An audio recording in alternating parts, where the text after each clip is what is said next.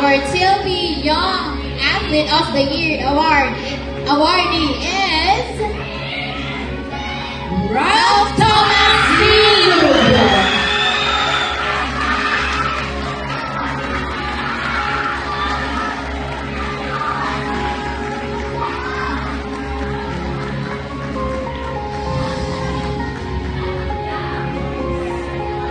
Presenting the learning place in division level, right? And consistently bringing home gold medals. That's right. Shout out to Ralph's coach, Teacher Donna.